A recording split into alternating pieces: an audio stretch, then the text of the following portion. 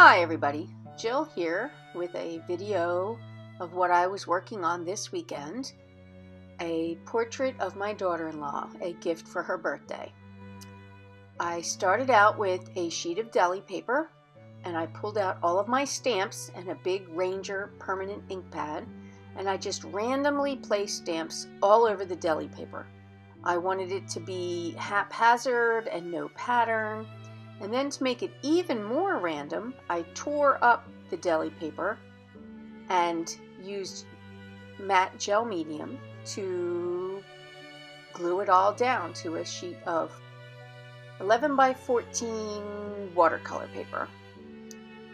I could have just stamped right on the paper, but I wanted the texture that deli paper creates, especially I didn't burnish it or use a card or anything to smooth it down. I just used the brush and the gel medium so it would have all kinds of lines and grooves and texture, and it made the stamping even more random when I tore it up.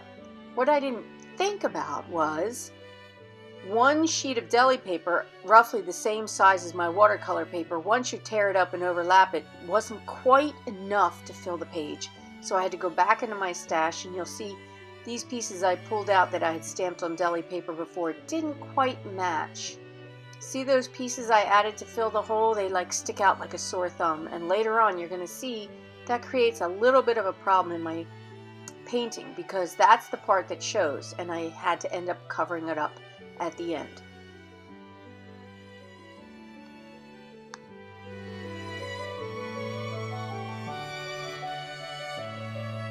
Here is the selfie my daughter-in-law took just a few days ago in advance of her birthday, and she posted it on Facebook, and I grabbed it off of Facebook and printed it off on my printer on just a regular sheet of copy paper, 8 by 10. Off camera, I drew grids on the picture and grids on my prepared paper.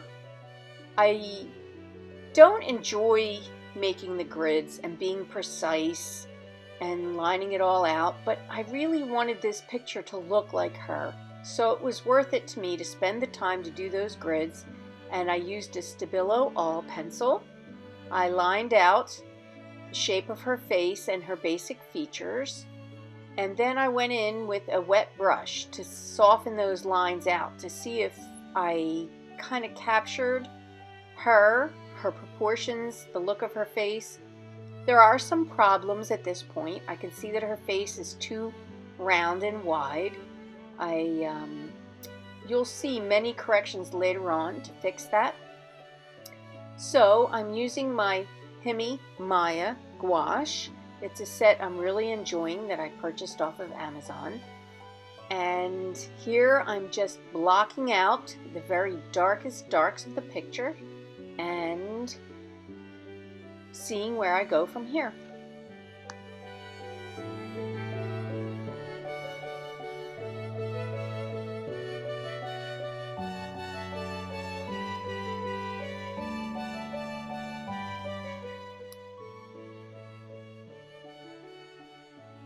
So, whoops, right about here, I accidentally dipped into the blue. The blue and the black in this palette are so dark, I just wasn't paying attention. I dipped in the blue, added some to her hair, and realized this is going to be a black and white painting. I took a baby wipe, wiped the blue right out, went over it with the black, and kept on going. Gouache is very forgiving. You can wash it off, you can re-wet it, you can scrub it off, you can cover over it. I really enjoy gouache for many of those reasons.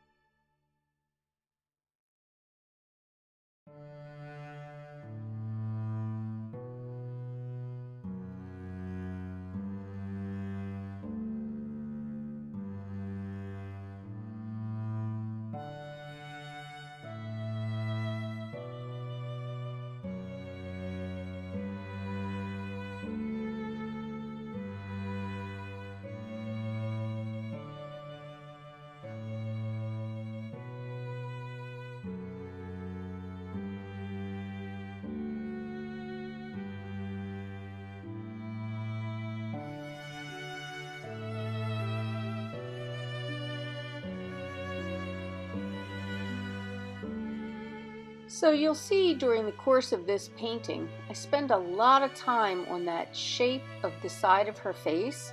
She has very distinctive, beautiful cheekbones, and when she smiles, it just sculpts her face, and I thought it was really important to get that shape correctly on the side of her face. And you'll see I go back and forth. I define it, I darken it, I add shadows, I push over top with white. Gouache, it's sort of like acrylic painting. You go back and forth. You go from the darks to the lights, to the darks to the lights. Oh, I got it too dark. Oh, I got it too light. But it fortunately accepts layers and layers and layers.